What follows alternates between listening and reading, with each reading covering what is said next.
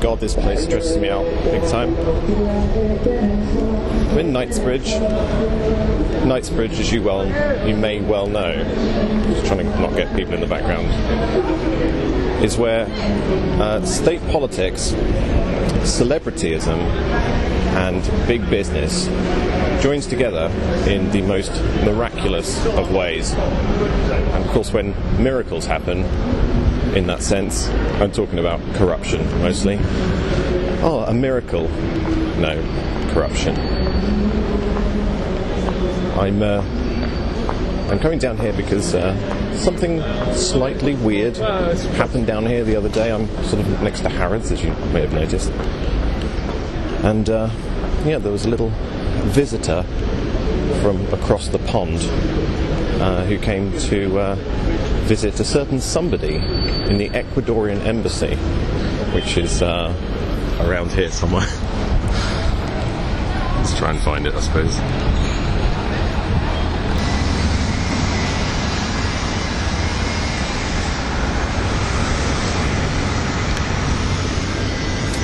There we go, that was crazy, wasn't it? There's like a little, not a protest, but like a vigil or something on the opposite side of the road. And I was reading some of the signs there, and they said that the police are maintaining a 24-hour presence at the Ecuadorian embassy, but I couldn't see any cops personally. Pamela Anderson is the person who visited Julian Assange. She was photographed going in, carrying a book, the most recent publication by Vivienne Westwood. And when I saw that in the newspaper, and I saw Pamela Anderson visits Julian Assange, I thought, that's weird and vaguely interesting. Let's look a little bit into it. And the newspaper articles, weirdly enough, were more interested in her footwear and her assets showing than really what on earth, what the hell was going on. It's a bit weird, and you look into it and you start to realise that, Pamela Anderson has recently received an award called the Lover of Israel. Jewish Values Award, presented by Rabbi Shmuley, who is the guy she's been making TV appearances with, a man who seems to be sort of like a leech upon the, let's say, psychologically damaged, like Michael Jackson. Used to hang out with Michael Jackson a lot.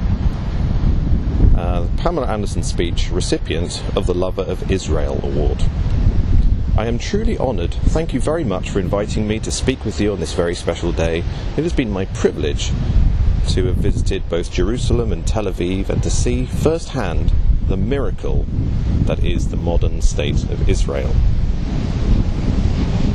She's also accredited with saying, and one of the reasons she received this award is because she famously said, Israel is magical, and it's my it's one of my favourite places to be, a mixture of old and new, arts and freedom. The people of Israel are interesting, aware and generous. You can see they are very sensitive to the world's problems. The sexual revolution was a great thing. It gave us a lot of freedom. It gave us all these wonderful but it also kind of is at a point now where it seems to be a dark turn. The thing I just find really weird about that whole scenario is not so much that Pamela is friends with Julian and also friends with Israel, like big friends, like the Lover of Israel. That's weird. And not that she's, doing a so-called,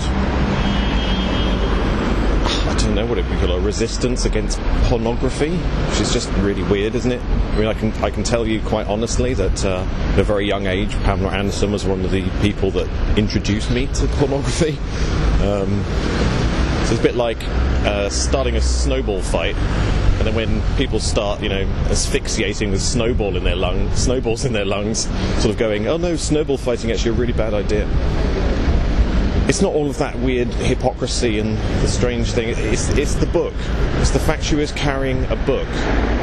And see, the weird thing is, Vivienne Westwood, the author of that book, after launching it, went and visited Julian Assange, presumably without a copy of her own book. And then the very next day, there goes, ye old plastic lady with a copy of that book.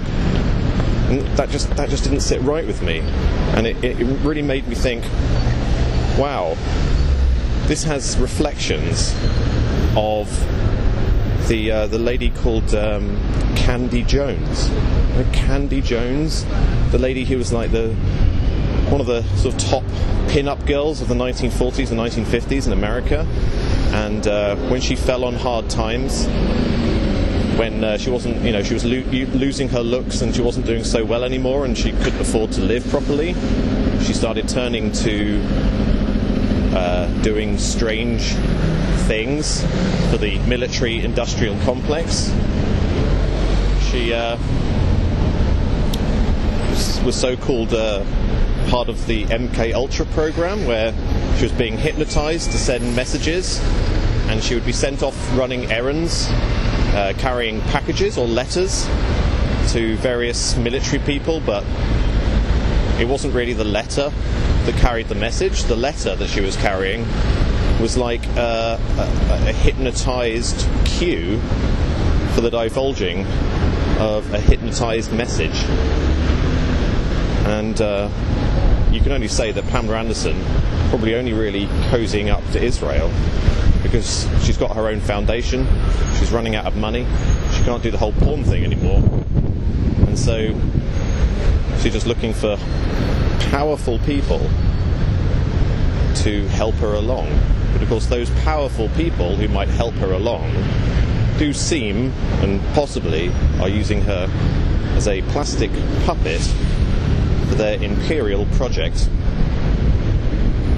Just some ideas.